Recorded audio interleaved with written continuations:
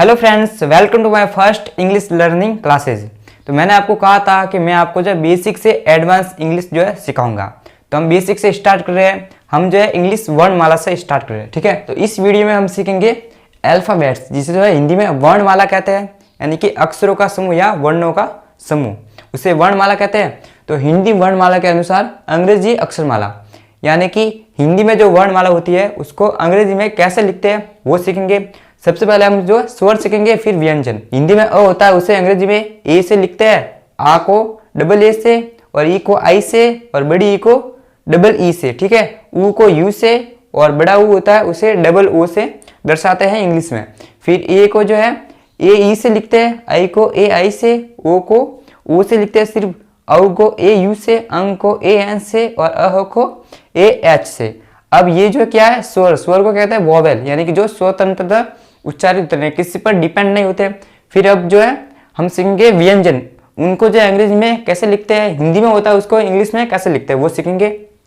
अब हम सीखते हैं व्यंजन जो हिंदी में होता है उसको अंग्रेजी में कैसे लिखते हैं। तो क को लिखते हैं के ए से, ख को लिखते हैं के एच ए से, ग को जी ए से, ग को जी एच ए से, और अन को लिखते हैं डब्ल्यू ए एन से, छ को ची ए से, और इस छ को ची एच एच ए, फिर ज को जे ए, इस ज को जे एच ए, फिर इस अन को वाई ए एन, फिर ट को टी ए, ठ को टी एच ए, और ड को डी ए, और ठ को डी एच ए, और अण को एन ए, त को भी टी ए से लिखते हैं, फिर थ को टी एच ए, और द को डी ए, और ध को लिखते हैं डी एच ए से, और न को एन ए से, प को पी ए से, फ को पी एच ए से, ब को बी ए से, और भ को बी एच ए से, और म को एम ए से, ये को वाई ए से, और आर को आर ए से लिखते हैं। फिर जो है ल को लिखते हैं एल ए से, व को वी ए, श को एस एच ए से, और इसको भी एच ए से, फिर इस स को एस ए से लिखते हैं, फिर ह को एच ए से,